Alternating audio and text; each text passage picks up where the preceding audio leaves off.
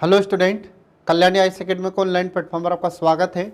मैं हूं लखन दाइमा, आपको भारतीय राज्य व्यवस्था पढ़ा रहा हूं। फ्रेंड, पिछली क्लास में मैंने आपको भारत शासन अधिनियम 1935 के बारे में पढ़ाया था और इसके बाद जो अगला अधिनियम आएगा उसका नाम है भारतीय स्वतंत्रता अधिनियम 1947। लेकिन फ्रेंड, भारतीय स्वतंत्रता अधिनियम 1947 को पढ़ने से पहले इसके पहले की जो घटनाएँ हैं उसके बारे में आपको जानना जरूरी है। तो 1940 में हम देखते हैं कि हमारे भारत में अलग पाकिस्तान की मांग शुरू हो जाती है और 1939 से दूसरा विश्व युद्ध शुरू हो गया था और इसके बाद फिर 1940 में पाकिस्तान की मांग शुरू हो चुकी थी। तो भारत का विभाजन करके एक अलग पाकिस्तान की मांग की जाने लगी और यह मांग किसने शुरू की थी? तो मोहम्मद अली जिन्ना ने। ठीक है फ्रेंड, फिर इसके बाद हम देखते हैं कि हमारे भारत में 1942 में 1942 में क्रिप्स मिशन आता है।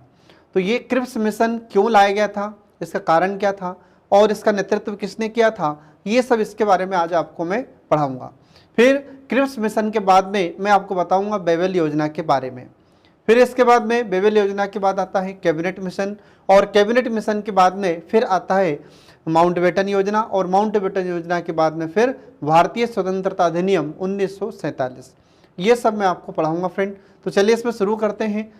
Cripps mission 1942। तो ये जो क्रिप्स मिशन 1942 था, यह कहाँ पर भेजा जाता है? तो ध्यान रखिएगा, हमारे भारत में इसको भेजा जाता है और ब्रिटेन सरकार के द्वारा इसे भारत में भेजा गया था। ठीक है, तो हमारे भारत में जो राजनीतिक गतिरोध था या जो यूँ कहें कि हमारे भारत में जो जगह जगह प्रदर्शन हो रहे थे, तो इसको शांत करने के लिए ब्रिटेन सरकार की ओर से यह मिशन भारत में भेजा जाता है। तो देखिए, ये जो क्रिप्स मिशन है तो इसकी घोषणा कब की जाती है? तो आपको ध्यान रखना होगा कि इसकी घोषणा 11 मार्च 1942 में की गई थी। ये आपको डेट याद रखना होगा फ्रेंड। तो ध्यान रहे कि ये जो क्रिप्स मिशन था यह कब घोषित किया जाता है? तो 11 मार्च 1942 को। और किसने घोषणा की थी? तो आपको ध्यान रखना होगा विंस्टन चर्चिल ने। और ये विंस्टन चर्चिल कौन थे? तो ये उस समय ब्रिटेन के प्रधानमंत्री थे, ब्रिटेन के प्राइम मिनिस्टर थे। इन्होंने इस क्रिप्स मिशन का अनाउंसमेंट किया था। 1942 की बात है। ठीक है, तो एग्जाम में आपसे क्वेश्चन पूछा जा सकता है कि क्रिप्स मिशन की घोषणा कब की जाती है? तो ये 1942 की बात है और महीना कौन सा था? तो मार्च का 11 तारीख थी। ठीक है, ये आपको ध्यान रखना होगा क्योंकि एग्जाम में एमपीपीएससी में और एमपीपीएससी के अलावा जो अन्य राज्यों के लोक सेवा आयोग होते हैं उसमें इस प्रकार के क्वेश्चन आपसे पूछे गए हैं। अब इसके बाद में आगे देखिए, इसमें जो क्रिप्स मिशन था तो इसका नेतृत्वकर्ता कौन था? तो इसके नेतृत्वकर्ता का नाम आपको ध्यान रखना होगा कि सर स्टैफोर्ड क्रिप्स, ये इस मिशन के नेतृत्वकर्ता थे। आ रहा समझ में? मतलब किसके नेतृत्व में इस क्रिप्स मिशन को भारत भेजा जाता है? तो इसमें आपको ध्यान रखना होगा सर स्टैफोर्ड क्रिप्स, इसके नेतृत्व में यह मिशन हमारे भारत भेजा जाता है। तो ब्रिटेन सरकार ने 1942 में 1942 में यह मिशन भारत भेजा था फ्रेंड, ये आपको ध्यान रखना होगा। अब ये जो क्रिप्स मिशन था तो यह कैसा मिशन था? तो एकल प्रतिनिधि मिशन था। मतलब इसमें कोई 2, 4, 6, 8 इस प्रकार के कोई सदस्य नहीं थे। इसमें सिर्फ एक ही नेतृत्व करता था इसका, जिसका नाम आपको ध्यान रखना होगा सर स्टैफोर्ड क्रिप्स। ये नाम आपको जरूर याद रखना है क्योंकि कई बार क्या होता है एग्जाम में क्वेश्चन पूछा जाता है कि जो क्रिप्स मिशन हमारे भारत आया था 1942 में 1942 में, तो उसका नेतृत्वकर्ता कौन था? तो उसके नेतृत्वकर्ता का नाम आपको ध्यान रखना होगा स्टैफोर्ड क्रिप्स। अब इसके बाद फिर आगे देखिए इसमें कि ये जो क्रिप्स मिशन था तो ये हमारे भारत कब पहुंचा? तो इसकी घोषणा 11 मार्च 1942 को ब्रिटेन में की जाती है और हम इसको कब भेज दिया जाता है? 22 मार्च 1942 को क्रिप्स मिशन हमारे पहुंचता है। ये आपको ध्यान रखना होगा फ्रेंड। ठीक है, अब इसके बाद इसका उद्देश्य क्या था? ये जो क्रिप्स मिशन हमारे भारत लाया जाता है तो इसका मुख्य उद्देश्य क्या था? तो इसका मुख्य उद्देश्य ये था कि हमारे भारत में जो भी भारतीय लोग हैं इनका सहयोग प्राप्त करना। तो किस में सहयोग प्राप्त करना है? तो ये जो द्वितीय विश्व युद्ध चल रहा है, सेकेंड वर्ल्ड वॉर चल रहा था, तो सेकेंड वर्ल्ड वॉर कब से स्टार्ट हो गया था? 1939 से। तो 1939 से सेकेंड वर्ल्ड वॉर स्टार्ट हो गया था और इस सेकेंड वर्ल्ड वॉर में हमारे भारतीयों का सहयोग प्राप्त करने के लिए यह क्रिप्स मिशन हमारे भारत भेजा जाता है। ठीक है, तो ये आपको ध्यान रखना होगा फ्रेंड। तो एग्जाम में आपसे क्वेश्चन पूछ सकता है कि क्रिप्स मिशन भारत क्यों भेजा गया था, इसका मुख्य उद्देश्य क्या था? तो उसका मुख्य उद्देश्य था कि हमारे भारतीयों का सहयोग प्राप्त करना है दूसरे विश्व युद्ध में। आ रहा समझ में, ये आपको ध्यान रखना होगा फ्रेंड। अब इसके बाद यह क्रिप्स मिशन जब हमारे भारत आता है तो उस समय फिर इसकी विशेषताएं क्या थी, इसमें प्रावधान कौन कौन से थे, तो ये आपको ध्यान रखना होगा। तो देखिए इसमें पहला प्रस्ताव क्या था, तो इसका पहला प्रस्ताव यह था कि भारत में स्वशासन की स्थापना की जाएगी। तो जब ये क्रिप्स मिशन हमारे भारत आता है तो इसकी कुछ विशेषताएं हैं, जिसमें पहली विशेषता है कि इसने हमारे भारत में स्वशासन की स्थापना की घोषणा की थी। आ रहा समझ में, इसने कहा था या इस प्रस्ताव में या क्रिप्स प्रस्ताव में कहा जाता है कि भारत में एक स्वशासन की स्थापना की जाएगी। इसका मतलब होता है कि भारत को एक डोमिनियन स्टेट का दर्जा दिया जाएगा। डोमिनियन स्टेट का मतलब क्या हो जाता है, तो हिंदी में उसे कहते हैं अधिराज्य। ठीक है, तो भारत को एक कैसा राज्य घोषित किया जाएगा, तो भारत को एक अधिराज्य घोषित किया जाएगा। अब अधिराज्य का मतलब क्या होगा कि ये अपने लिए कानून तो बना लेगा, अपने शासन प्रणाली खुद संचालित करेगा, लेकिन किसके बिहाफ में, ये ब्रिटेन का जो क्राउन है उसके नियंत्रण में रहकर ये कार्य करेंगे। मतलब ये कि जैसे हम देखें कानून तो बना सकते हैं, लेकिन किसकी निगरानी में रहेगा, ये ब्रिटिश क्राउन की निगरानी में कार्य करेंगे। तो ऐसे एक अधिराज्य की स्थापना करने की घोषणा इस क्रिप्स प्रस्ताव में की जाती है। तो ये इसकी पहली विशेषता थी जो आपको ध्यान रखना होगा। इसके बाद देखिए फिर दूसरा हो जाता है यहाँ पर कि भारत में एक संघ का निर्माण किया जाएगा या भारतीय संघ का निर्माण किया जाएगा। तो भारतीय संघ का निर्माण कैसे किया जाएगा, तो इसमें हम देखेंगे कि जो भारत शासन अधिनियम 1935 में प्रावधान किया गया था अखिल भारतीय संघ का, ठीक है, तो वैसे ही यहाँ पर एक भारतीय संघ के निर्माण का प्रावधान इसमें भी किया गया था। इसका मतलब क्या होगा कि भारतीय संघ का निर्माण कैसे होगा, तो इसमें यह कहा गया था कि जो ब्रिटिश प्रांत हैं, ठीक है, जो ब्रिटिश प्रांत हैं और इसके बाद जो देशी रियासतें हैं, देशी रियासतें, अब इनका मतलब क्या हो जाता है, तो आपको ध्यान रखना होगा फ्रेंड कि जो ब्रिटिश प्रांत हैं, तो ब्रिटिश प्रांत या ब्रिटिश राज्य, इसका मतलब ये है कि जहां पर अंग्रेज सरकार का अधिकार था, जिन राज्यों पर, जिन क्षेत्रों पर अंग्रेज सरकार का अधिकार था, उन राज्यों को कहा जाता था ब्रिटिश प्रांत। आज हम देखते हैं कि हमारे भारत में 28 राज्य हैं और 8 केंद्र शासित प्रदेश हैं। तो 28 राज्य, 28 स्टेट और 8 यूनियन टेरिटरीज हैं प्रेजेंट में। तो ऐसे भी हम देखते हैं कि उस समय क्या था, तो उस समय जहां जहां पर अंग्रेजों का अधिकार था, अंग्रेजों का शासन था, उसे कहते थे ब्रिटिश प्रांत। आ रहा समझ में, तो ये ब्रिटिश प्रांत और जो देशी रियासतें थी, तो देशी रियासतें किसे कहा जाता है, तो जहां पर भारत में राजा महाराजाओं का शासन हुआ करता था। ठीक है, मतलब इसको इंग्लिश में कहते हैं प्रिंसली स्टेट। तो प्रिंसली स्टेट किसे कहा जाएगा, तो जिन क्षेत्रों में राजाओं का, महाराजाओं का शासन था उसे कहते थे देशी रियासत। तो इनको मिलाकर एक भारतीय संघ का निर्माण किया जाएगा, ये क्रिप्स प्रस्ताव में प्रावधान किए गए थे। तो ये था इसका दूसरा प्रावधान। अब इसके बाद देखिए इसमें तीसरा, तो तीसरी विशेषता ये हो जाती है कि राष्ट्रमंडल से अलग होने का अधिकार या राष्ट्रकुल से अलग होने का अधिकार। इसका मतलब ये है कि जो राष्ट्रकुल शब्द है यहाँ पर, इस राष्ट्रकुल का इंग्लिश में मीनिंग होता है कॉमनवेल्थ। ठीक है, तो इसका मतलब हो जाएगा कि ऐसे देश जो कभी न कभी ब्रिटेन के नियंत्रण में रहकर कार्य किए हैं या गुलाम रहे हैं, ऐसे देशों के संघ को, ऐसे देशों के समूह को राष्ट्रकुल या कॉमनवेल्थ कहते हैं। इसी को राष्ट्रमंडल भी कहा जाता है। तो इसमें यह प्रावधान किया जाता है कि अगर भारत चाहेगा तो आने वाले समय में राष्ट्रकुल से, राष्ट्रमंडल से अलग हो सकता है, ये उसकी इच्छा पर निर्भर है। इसके बाद फिर अगला प्रावधान इसमें आ जाता है कि भारत में एक संविधान सभा का गठन किया जाएगा। किसका, तो एक संविधान सभा का गठन किया जाएगा भारत में। फिर इसमें कौन कौन शामिल होंगे, तो इसमें आपको ध्यान रखना होगा कि ब्रिटिश प्रतिनिधि। अब ब्रिटिश प्रतिनिधि का मतलब ये है कि जिन जिन राज्यों में ब्रिटेन सरकार का अधिकार था, जिसको हम ब्रिटिश भारत कहते हैं, ब्रिटिश राज्य कहते हैं, ब्रिटिश प्रांत कहते हैं। ठीक है, तो इसमें कौन कौन होगा इस संविधान सभा में, तो इस संविधान सभा में ब्रिटिश प्रांत होंगे, ब्रिटिश प्रांत के सदस्य होंगे, मतलब ब्रिटेन सरकार के प्रतिनिधि होंगे। और दूसरी तरफ कौन होगा, तो जो देशी रियासतें हैं, इन देशी रियासतों के प्रतिनिधि इसमें शामिल होंगे और ये मिलकर एक संविधान सभा का निर्माण करेंगे और आने वाले समय में भारत के लिए संविधान का निर्माण करेंगे। ये इसमें ऐसा प्रावधान किया जाता है। तो ये इसकी अगली विशेषता थी। तो एग्जाम में आपसे क्वेश्चन कैसे पूछा जाएगा, तो आपसे क्वेश्चन पूछा जाएगा कि बताइए कि जो क्रिप्स मिशन था या क्रिप्स प्रस्ताव था इसकी विशेषताएं क्या क्या है। तो ये जो मेन कीवर्ड है ये आपको ध्यान रखना होगा फ्रेंड, आ रहा समझ में। तो ये सारे प्रावधान आपको याद रखना है, कभी कभी एग्जाम में आपसे इसके प्रावधान पूछ लिए जाते हैं, ठीक है। अब इसके बाद देखिए इसमें आगे अगले इसकी विशेषता थी कि भारतीय संविधान सभा तथा ब्रिटिश सरकार के मध्य अल्पसंख्यकों के हितों को लेकर एक समझौता होगा। जब भारत में एक संविधान सभा का गठन कर लिया जाएगा, तो संविधान सभा का जब गठन हो जाएगा तो उसके बाद फिर इस भारतीय संविधान सभा और जो ब्रिटेन सरकार होती है उसके मध्य में एक समझौता होगा। तो किसके हितों को लेकर समझौता होगा, तो जो अल्पसंख्यक वर्ग था। अब ये अल्पसंख्यक वर्ग में किसको रखा जाता है, तो हम देखते हैं कि मुस्लिमों को, फिर ईसाइयों को, ठीक है, इनको किस में रखा जाएगा, अल्पसंख्यक वर्ग में इनको रखा जाएगा। तो इन अल्पसंख्यक वर्ग के हितों को ध्यान में रखते हुए भारतीय संविधान सभा और जो ब्रिटेन सरकार है इनके बीच में एक समझौता होगा, ये भी इसमें प्रावधान किया गया था। इसके बाद फिर अगली विशेषता देखिए इसकी कि युद्ध के दौरान ब्रिटेन सरकार, मतलब कि जो युद्ध के दौरान ब्रिटिश वायसराय की एक नई कार्यकारी परिषद का गठन किया जाएगा।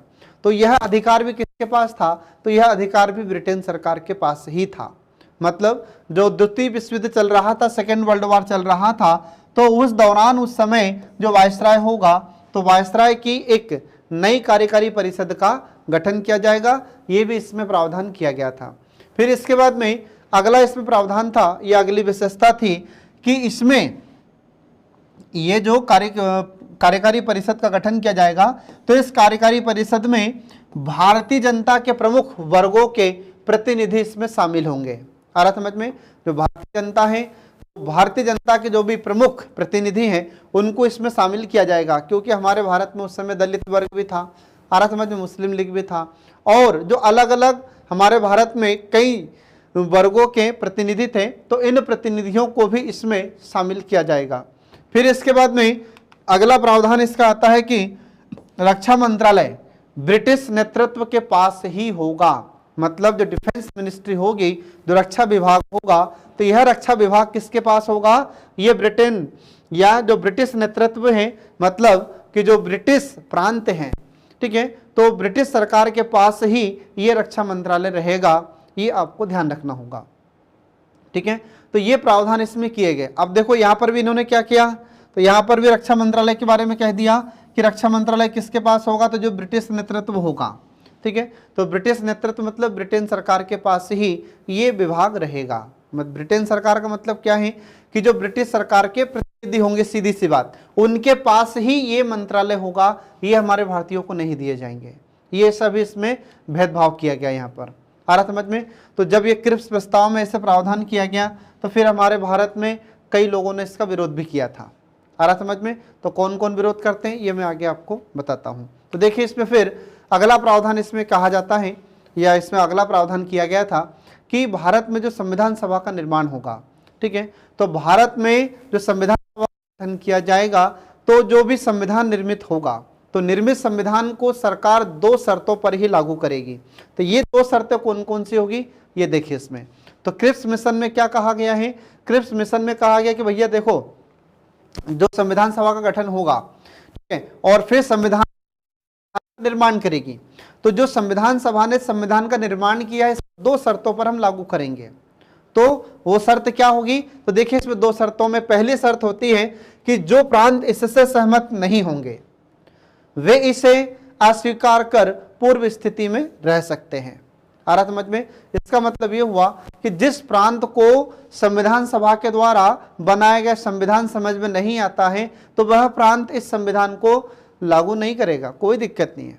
आ रहा समझ में। तो जो इस संविधान से सहमत नहीं है, मतलब जो संविधान सभा ने संविधान का निर्माण किया है, अगर इससे वे सहमत नहीं है राज्य, तो इसे अस्वीकार भी कर सकते हैं और उनकी जैसी पहले स्थिति थी वैसे स्थिति में ये रह सकते हैं। ये इसमें प्रावधान किया गया था।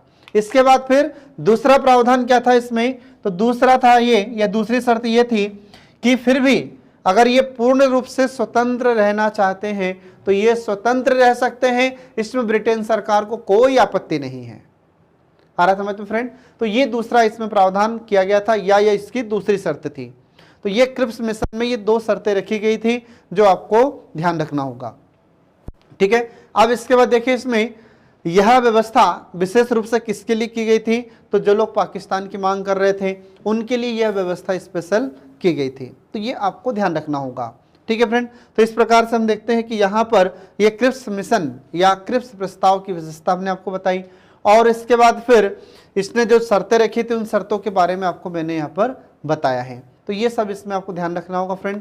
इसके बाद फिर अंत में क्या हुआ, तो अंत में जब हमारे भारत में देखते हैं तो हमारे गांधी जी को भी एक क्रिप्स प्रस्ताव समझ में नहीं आया। इसके अलावा और भी जो हमारे भारतीय नेता थे इन लोगों को भी ये क्रिप्स प्रस्ताव समझ में नहीं आया। तो फिर क्या हुआ कि हमारे जो भारतीय नेता थे और जो क्रिप्स आया था हमारे भारत में, ठीक है, जो स्टेफन क्रिप्स ने अपना जो प्रस्ताव पेश किया था, तो हमारे भारतीय नेताओं को जब इसका प्रस्ताव समझ में नहीं आया तो हमारे भारतीय नेताओं ने इसका विरोध किया, और अंत में क्या हुआ, तो अंत में फिर स्टेफन क्रिप्स और हमारे भारतीय नेताओं के बीच में जो बातचीत होना थी यह असफल हो जाती है, विफल हो जाती है। और फिर क्या हुआ इसका रिजल्ट, तो इसका रिजल्ट यह हुआ कि ये जो क्रिप्स प्रस्ताव यहाँ पर भेजा था कि स्टेफन क्रिप्स के द्वारा, तो यह प्रस्ताव भी फेल हो जाता है, यह भी सफल नहीं हो पाया, ठीक है।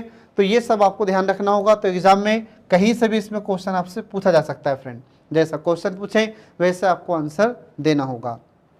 अब हमारे भारत में जो भारतीय नेता थे, जो राजनेता थे, उनको बहुत उम्मीद थी कि हो सकता है कि जो क्रिप्स मिशन आया है भारत में, जो स्टेफन क्रिप्स ने जो प्रस्ताव पेश किया है इसमें कुछ अच्छी बातें होगी हमारे भारतीयों के लिए, लेकिन ऐसा कोई प्रस्ताव इसमें, कोई प्रावधान इसमें ऐसा नहीं था जो हमारे भारतीय नेताओं को अच्छा लगे, ठीक है। इसी कारण से फिर इसका विरोध हुआ और अंत में फिर यह मिशन भी फेल हो जाता है।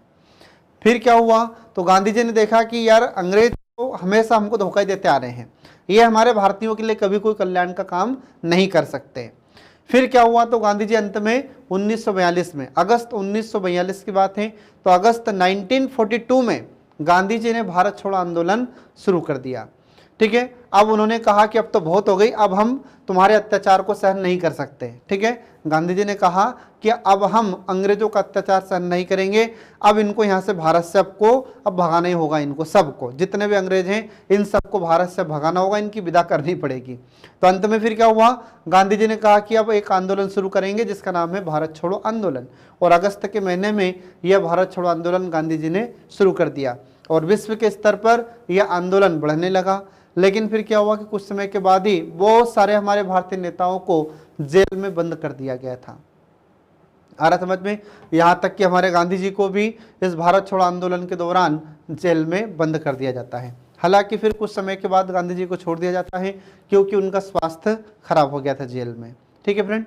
फिर इसके बाद में क्या हुआ, तो हमारे भारत में जब विवाद होने लगा, विरोध ज़्यादा होने लगा, तो फिर इस विरोध को शांत करने के लिए, राजनीतिक गतिरोध को कम करने के लिए फिर वेवेल प्लान आता है, ठीक है। तो ये वेवेल प्लान क्या है, वेवेल योजना क्या है, ये मैं आपको बताता हूँ। तो देखिए इसमें वेवेल योजना, तो वेवेल योजना सबसे पहली बात तो ये कि हमारे भारत में कब आई थी, तो आपको ध्यान रखना होगा ये 1945 की बात है, 1945 की। कई बार तो क्या होता है कि एग्जाम में यही क्वेश्चन पूछ लिया जाता है कि वेवेल प्लान भारत में कब आई थी या वेवेल योजना भारत में कब आई थी, तो ये आपको 1945 ध्यान रखना होगा। और इस वेवेल योजना की घोषणा कब की जाती है, तो आपको ध्यान रखना होगा कि वेवेल योजना की घोषणा 4 जून 1945 को की जाती है, ठीक है। 4 जून 1945 को इस वेवेल योजना की घोषणा की जाती है। अब इसे वेवेल योजना के नाम से क्यों जाना जाता है, तो आपको ध्यान रखना होगा कि उस समय हमारे भारत में वायसराय कौन थे, तो आपको ध्यान रखना होगा कि उस समय हमारे भारत में वायसराय थे लॉर्ड वेवेल। तो लॉर्ड वेवेल के द्वारा इस योजना को हमारे भारत में लाया जाता है, इसलिए इसका नाम हुआ था वायसराय, इसलिए इसका नाम हुआ था वेवेल, ये आपको ध्यान रखना होगा, ठीक है। अब ये जो वेवेल योजना थी तो इसका उद्देश्य क्या था, तो इसका जो मुख्य उद्देश्य था वह यह था कि यूरोप में विश्व युद्ध की जब समाप्ति होगी तो समाप्ति के बाद में जापान के विरुद्ध भारतीयों का समर्थन प्राप्त करना तथा भारत में संवैधानिक गतिरोध को समाप्त करना है। आ रहा समझ में, इसका मतलब क्या हुआ, तो इसका मतलब यह हुआ कि जो वेवेल योजना हमारे भारत में लाई गई है, तो इस योजना का मुख्य उद्देश्य यह था कि जब द्वितीय विश्व युद्ध समाप्त होगा, सेकेंड वर्ल्ड वॉर समाप्त होगा, तो सेकेंड वर्ल्ड वॉर कब समाप्त होगा, तो 1945 में समाप्त हुआ था। ठीक है, तो उस समय बेबल प्लान में, या लॉर्ड वाइस, जो हमारा वायसराय था लॉर्ड बेबल, तो लॉर्ड बेबल के द्वारा यह घोषणा की गई थी कि जब भी युद्ध समाप्त होगा तो हमको क्या करना होगा, तो हमको जापान के विरुद्ध, ठीक है, जापान के विरुद्ध किसका समर्थन प्राप्त करना है, तो भारतीयों का समर्थन हमें प्राप्त करना होगा। और भारत में जो संवैधानिक गतिरोध है, मतलब संविधान लेकर जो विरोध प्रदर्शन हो, इसको हमें समाप्त करना होगा। ये इसका मुख्य उद्देश्य होता है, ये बेबल योजना का या बेबल प्लान का।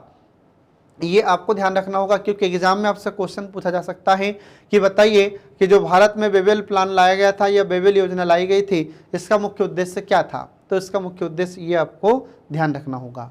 ठीक है फ्रेंड, तो इस प्रकार से ये मैंने आपको बताया यहाँ पर बेबल योजना कब आई, तो 1945 में।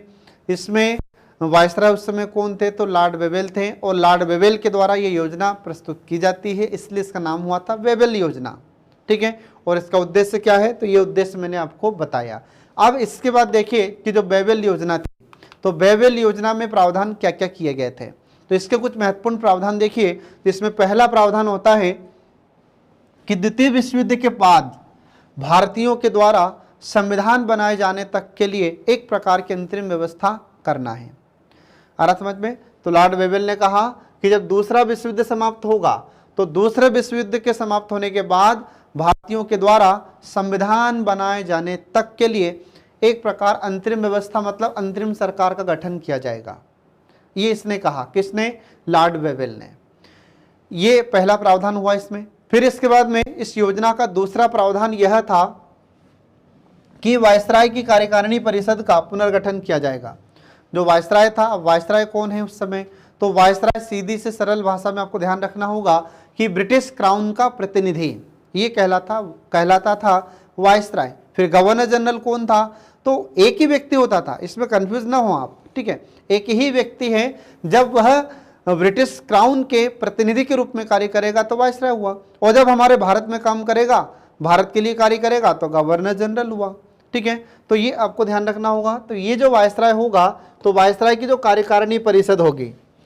अब कार्यकारिणी परिषद का मतलब क्या हो जाता है, तो जैसे आज हम देखते हैं कि हमारे भारत के राष्ट्रपति को सलाह देने के लिए मंत्रियों की एक परिषद होती है, जिसको मंत्री परिषद कहते हैं। तो ठीक ऐसे उस समय जो मंत्री हुआ करते थे उसको कहते थे कार्यकारिणी परिषद। तो इस परिषद का फिर से गठन किया जाएगा, जिसको पुनर्गठन कहा जाता है। तो इसमें कहा गया कि वायसराय की कार्यकारिणी परिषद का पुनर्गठन किया जाएगा, जिसमें वायसराय और उसके जो सैन्य प्रमुख होंगे, तो सैन्य प्रमुख को छोड़कर से सभी सदस्य भारतीय होंगे। ये देखो, यहां पर भी इन्होंने बेईमानी की हमारे साथ। कैसे बेईमानी कर रहे हैं, तो देखिए इसमें कहा जा रहा है कि जो वायसराय की कार्यकारिणी होगी, तो वायसराय की कार्यकारिणी में सैन्य प्रमुख, मतलब जो सेना का प्रमुख होगा, ये भारतीय नहीं होगा। बाकी इसके अलावा जितने भी सारे सदस्य होंगे, ये क्या होंगे, ये सब भारतीय होंगे। तो यहाँ पर फिर हमारे साथ ये लोग भेदभाव कर रहे हैं। आ रहा समझ में, तो इनकी जो भेदभावपूर्ण नीति थी, इसी कारण तो इनके प्लान और इनके मिशन सब फेल होते हैं। आ रहा समझ में, ये आपको ध्यान रखना होगा। तो अंग्रेजों ने ज़्यादातर परिस्थिति में हमारे भारतीयों के साथ भेदभाव ही किए थे, इसीलिए तो हम लोग उनसे चिढ़ते थे, इसीलिए तो हम लोग उनके खिलाफ में प्रदर्शन करते थे। ठीक है फ्रेंड, तो ये दूसरा प्रावधान हुआ। अब इसके बाद देखिए तीसरा प्रावधान क्या था, तो तीसरा प्रावधान यह था कि भारत जो कार्यकारिणी परिषद है, तो इस कार्यकारिणी परिषद में किसको लिया जाएगा, तो बोले कि सवर्ण हिंदुओं को। इसके बाद फिर और क्या होगा, तो बोले कि जो सवर्ण हिंदू है, तो सवर्ण हिंदू का मतलब क्या है, तो जो उच्च जाति के लोग थे, उच्च वर्ग के लोग थे, उनको कहा जाता था सवर्ण हिंदू।